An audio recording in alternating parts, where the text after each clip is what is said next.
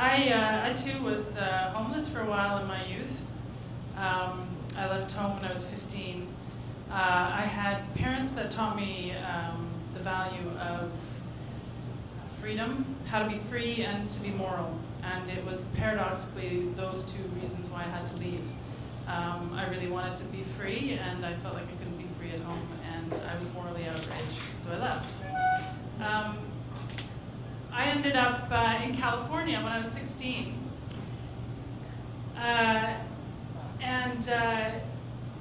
It's interesting. I left for California with $200 in my pocket, and I stayed for 6 months. And I was panhandling and dumpster diving and doing pretty well at it, actually. In some ways, being homeless there was a period there, and it was kind of adventure homelessness. And it did kind of epitomize for me those two words, freedom and morality.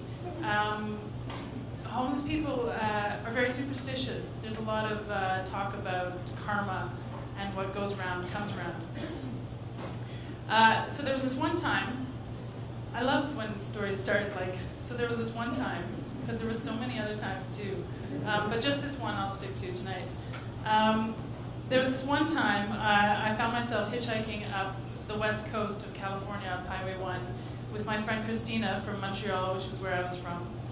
And she was beautiful and high-strung and intense and volatile. Weren't we all? And an ex-con.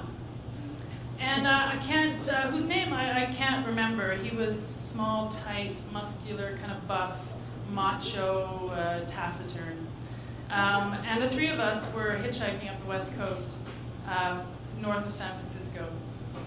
At the time, it was 1988. They didn't like to serve hitchhikers, backpackers, and truck stops at the time. So we arrived at a truck stop, and truckers are sort of your best friend when you're a hitchhiker, especially female. They're either very friendly and sort of avuncular and take you under their wing and let you sleep in the little cab behind their seat as they drive for 8 hours, which is great. And then, CB radio for another lift. Say, I got 2 girls going up to Vancouver. Anybody going up north on Highway 1? Somebody says, yeah, pop them in. Or they can be kind of sleaze hounds, and then, it's like, how far are you going? How much is it going to cost you? You want to give me a blowjob? That kind of thing.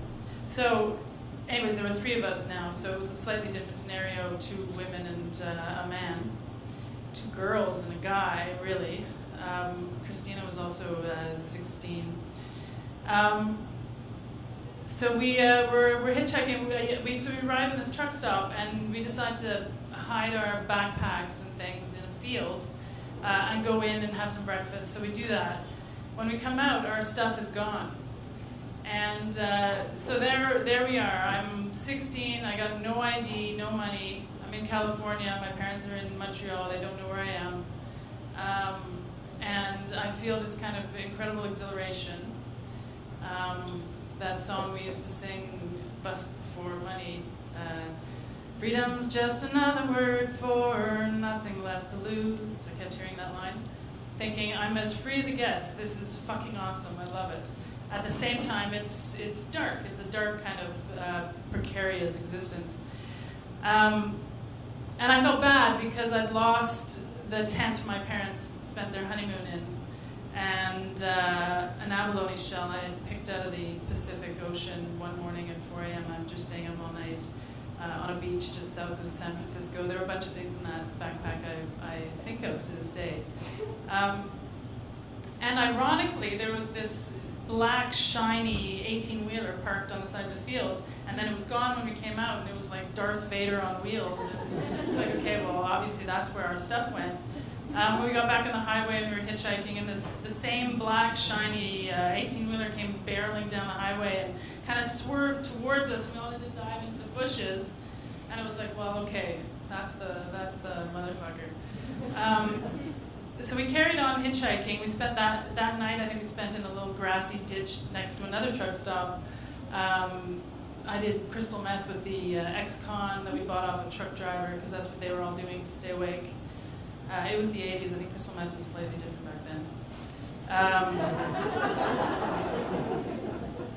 Stayed up all night. I couldn't stop talking. We couldn't stop talking. My friend Christine was getting kind of jealous because she was developing a thing for the ex-con. And the next day we got up, and we were getting a little bit ornery because we really have nothing now. We don't have a blanket. We don't have ID. Nothing. Start hitchhiking again, and the ex-con, this truck pulls over, and the ex-con runs ahead, and then the truck leaves. And I go up to him. I was like, why did they leave? And he was like, no, I didn't like them. And I was like, well, I might have liked them. And he was like, no, like, he was starting to get bossy and sort of act like he was in charge, but I was under the impression I was in charge. So I was like, it started to get a little bit fractious between us. We ended up having this like screaming match on the side of the highway. And his nose was like 6 inches from my nose, and I was screaming, and in the back of my head I was like, this guy's an ex-con, I don't know what for. I don't really know him. Like, he could just belt me and knock me out right now. So we sort of tried to diffuse the situation, and I said to my friend Christina, okay, you have a choice now. You can either come with me or you can stay with the ex-con. But I'm out of here. And I started walking down the highway. And thankfully, it was, she made a decision, came with me. So then it was just the two of us hitchhiking again, which was much more pleasant.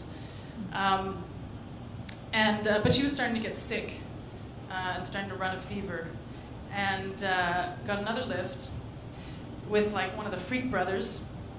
He had this big afro, this guy, and he was driving a station wagon, but the back had been turned into a pickup truck, so it was like a pickup truck station wagon, and the seats were bucket seats, so you kind of sat like this.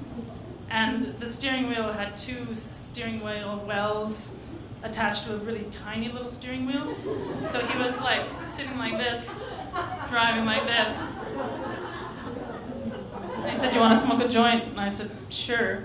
But I don't know what was in the joint, because we both started tripping out. My friend Christina started to have a bad trip, and her fever was escalating, and I was trying to try to take charge of the situation. And the Freak brother guy had, his hands were covered in rings, and on one of the rings was a boot spur. Came out like this high. And I was like, this is getting too weird. And I said, well, we'll just get off here. So he dropped us off. We were outside now on the outskirts of Seattle. And it was nighttime, and it felt kind of like, and remember, this is the 80s, Run DMC, and it was like gangland. So like a van of guys would drive by, and then another van of guys would drive by, and I'd put the thumb out and pull it back in, and did that for a little while. My friend's, moaning on the side of the highway, delirious with her fever.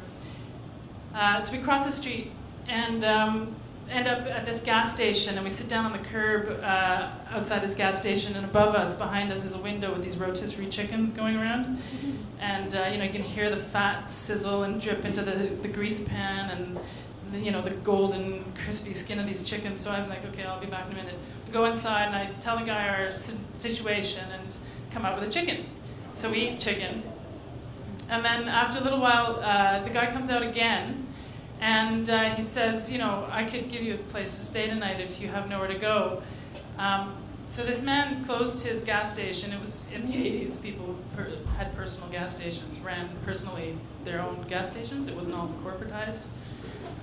So he closed up his business and drove us 45 minutes to his house, where he was redoing a school bus, like turning it into a camper kind of thing, which was all the rage back in the 80s. So he let us stay in the school bus overnight, and he drove back to work and did the night shift. Arrived in the morning, cooked us eggs. My friend Christina kept, coming in and out of it. She was quite sick. And then he drove us to the bus station in Seattle and put us on the bus to Vancouver, and gave us $20 each. And I asked him why he was doing it, and he said, well, somebody did it for me once. And I said, is there anything I can do to repay you? And he said, well, at some point in your life, do this for somebody else, because what goes around comes around. Thank you.